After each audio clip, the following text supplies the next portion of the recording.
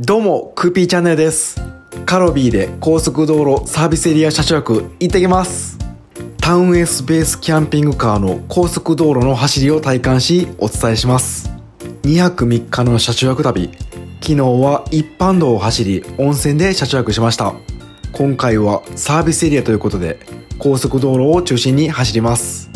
キャンピングカーにとって高速道路の走りって本当に重要です。キャンピングカー購入後、実際に旅行って高速乗った時に法定速度をキープできないと辛いですよね。できないならできないで、その辺の性能は先に知っておきたいところです。でもキャンピングカー購入前の高速道路試乗ってほぼ不可能なんですよね。今回は自分が軽キャンピングカーに乗っていて特に不満なところ、上り坂を体感しお伝えします。途半車線があるような上りのきついバイパスを走行します。関西では有名な上りのきつい名阪国道をカロビーで走行します。タウンエースで走るの楽しみです。そして上り以外にも気になる風の煽り、橋の上やトラックの追い越しも軽キャンはよく揺れます。静粛性、走行中うるさくて会話するのに声張るの辛いですよね。料金所の加速、ストップウォッチで計測します。乗り心地やコーナリング、ブレーキ、こちらも体感してきます。最後に高速道路の燃費測りたいと思います。このサイズのキャンピングカーだと普段使いも可能です。サービスエリア行く前、イオンで買い物してお店の駐車場を止めて日常での使用感もお伝えします。ぜひ疑似体験してみてください。この動画はフルテロップ字幕、そして翻訳入れてます。外や無音でも楽しめます。今回高速道路での走行シーンが多く聞き取りにくいかもしれません。その場合も字幕入れてみてください。それでは最後までチェックよろしくお願いします。今三重県の二山温泉に入ってきました。じゃあこれからカロビーに乗って高速道路走ってきます。はい、じゃあまず荷物を置いてマップ確認します。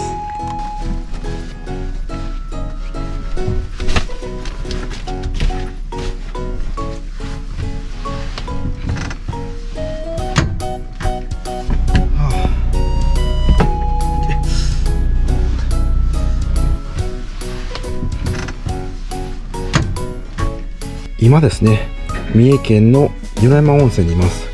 そして今日は高速道路検証しますんで、高速道路ぐるーっと乗って最後滋賀県の大津サービスエリアで車中泊します。ここなんか琵琶湖見えてすごいいいとこらしいです。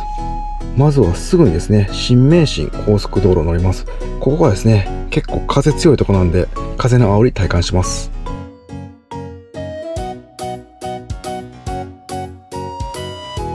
ここがですね、もうすごい上りのきつい途半車線があります。で今回はこの途半車線ですね、ちゃんと80キロ走るのか、もしくは80キロから加速するのか、そこも確かめてみたいと思います。今ですね、もう冷蔵庫電源つけてます。途中どこかスーパーで食材買っていきたいと思います。助手席のすぐ後ろですね、ここにジャクリ1500ポータブル電源積んでます。でバッテリーが減ってきたんで走行充電で高速道路走ってる時に充電しておきます。はい、それでは出発します。まずはガソリン入れたいと思います。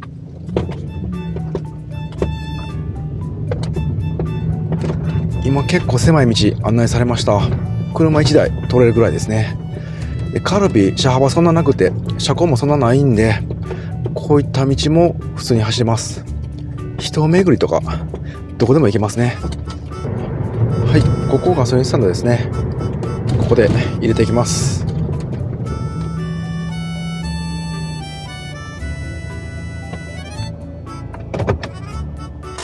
ガソリン入りました。ここのトリップメーターをゼロにします。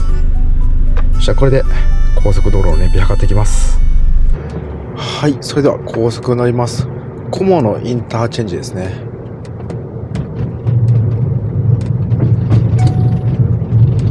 今ジャンクションで結構なカーブなんですけど、やっぱロール感は結構ありますね。傾きます。なのでやっぱりコーナリングの時はしっかりブレーキして車速を落としてから曲がる方がいいと思います。はい、合流しました。そして今80キロで巡航してます。でここですね、すごい風が強いところで、今も風がゴーゴー車体に当たってるんですけど、結構高い道でですね、もう全然安定してます。やっぱり軽キャンピングカーに比べるとタイヤの幅ですね、トレッド幅がかなりあるんで、風の耐性は強いですね。今トラックが過ぎ去っていきます。追い越していきます。トラックの追い越しの風圧も全然大丈夫です。軽キャンだったらやっぱり追い抜かされるときにこっちがですね離れるような風圧が来て、で追い越したときにまた戻るような、吸い込まれるような風圧があるんですけど、全くありませんでした。カロビー、風の耐性はかなり強いと思います。ただ軽キャンピングカーと比べてになります。普通車からすると多少は煽られるという感じになると思います。今80キロでトンネル内を巡行しております。で静粛性なんですけど、やっぱりロードノイズですね、タイヤのゴーって音とか風の音とかはある程度聞こえます。ただめちゃくちゃうるさいというわけではないですね。例えば隣に人がおって普通に会話は聞こえると思います。別に声張らなくてもいけると思います。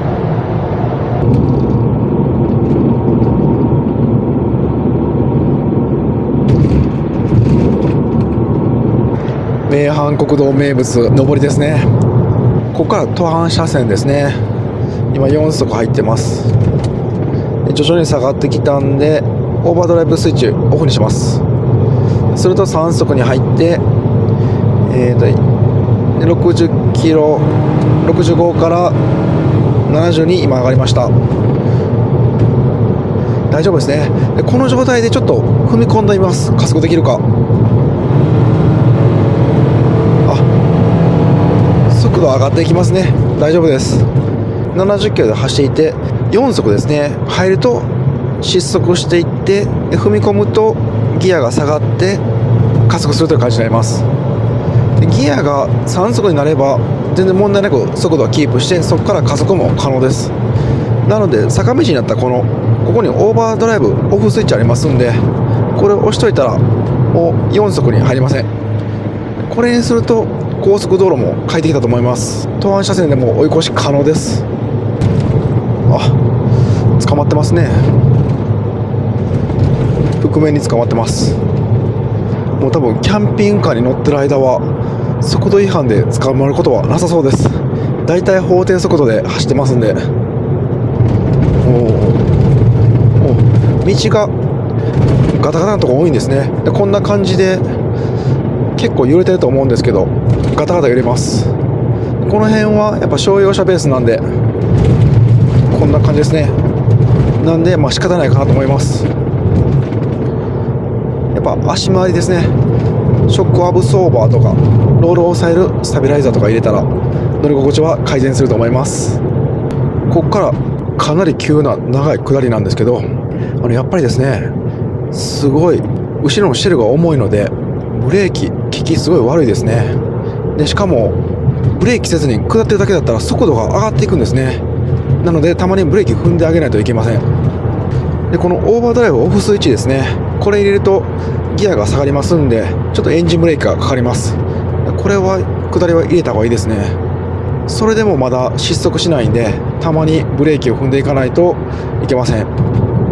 もう下手しいあれですね、上りよりもこの下り気をつけた方がいいかもしれません。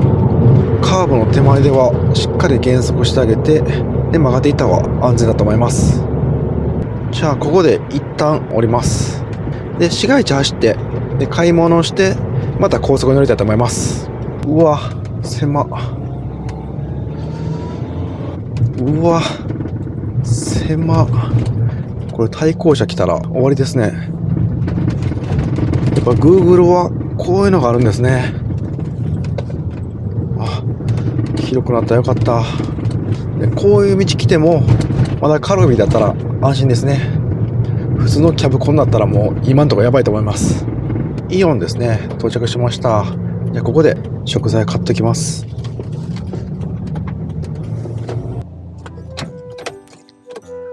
はい、到着しました。こんな感じで普通の駐車場でも問題なく止められます。これ横が今アルファード止まってるんですけど、横幅とか長さとかは本当一緒ぐらいですね。先端がここですね、アルファードと一緒ぐらいですね。後ろもほぼ一緒です。なので運転する感覚は本当にミニバン乗ってるような感じですね。イオンモール奈良郡山店です。じゃあ買ってきます。買ってきました。でカルビに戻ります。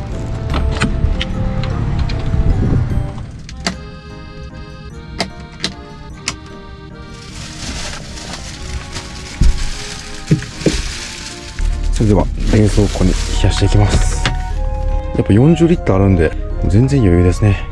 冷蔵庫はサブバッテリーでもう機能がつないでます。なので走行充電もされますんで、もう旅しながらだったらずっと冷やしっぱなしできます。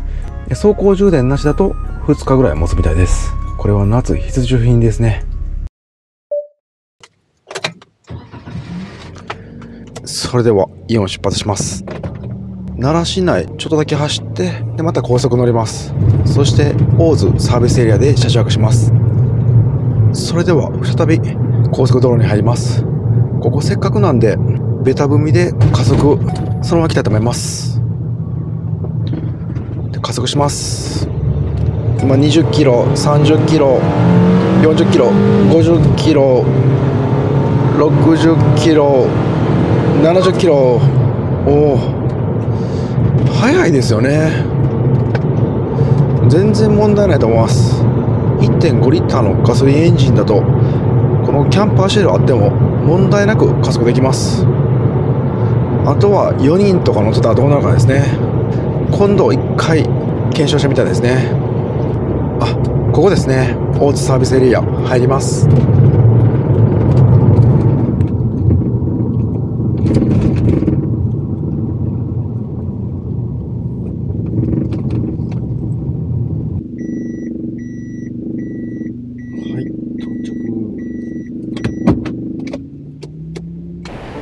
はい、ここに止めました。結構明るいですね。こんな感じで小型自動車ですね、専用の駐車場がありました。なのでトラックは別ですね。大型車はですね、この後ろこちら側に専用の駐車場があります。なので今回はあえて大型車よりエンジン音も聞こえる位置に止めました。これで遮音性も調べます。でトイレとお店が向こうですね。でこっち側なんか琵琶湖見えるみたいなんでちょっと見てきます。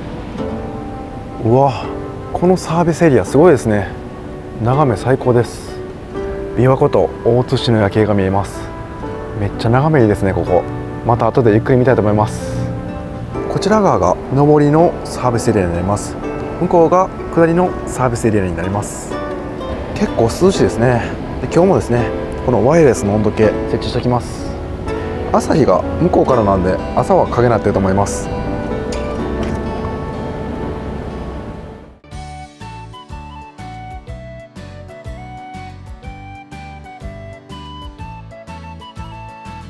はい、というわけで次回ですね、高速道路サービスエリアで実際に車中泊して騒音ですね、体感してみます。実際によくあるシチュエーションだと思いますので、こういうの大事ですよね。キャンピングカーショーでは絶対に体験できないことだと思います。そして今回検証したかった高速道路での走り、上りですね、全然問題ありませんでした。名阪国道は制限速度70キロだったので、別の高速道路でも上り坂走りました。80キロ、90キロ上り問題ありませんでした。これだったらどこに旅行っても安心して走れますね。ちなみに制限速度100キロの道で100キロ巡航も可能でした。そして最後にガソリン入れて燃費計測しました。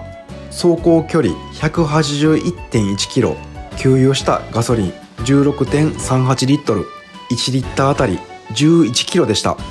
エアコンは走行中ずっとつけっぱなし、高速7割一般3割という感じでした。ただ最初ガソリンスタンドの方に給油してもらい、最後はセルフで入れたので参考程度にしていただければと思います。普通のキャブコンだと1リッターあたり7か8くらいなので、まだ経済的ですね。本当に普段使いもできそうです。次回は琵琶湖が見える大津サービスエリアで車中泊です。最後に2泊3日車中泊旅で分かった良かったところ、そして残念なところもお伝えします。こちらもチェックよろしくお願いします。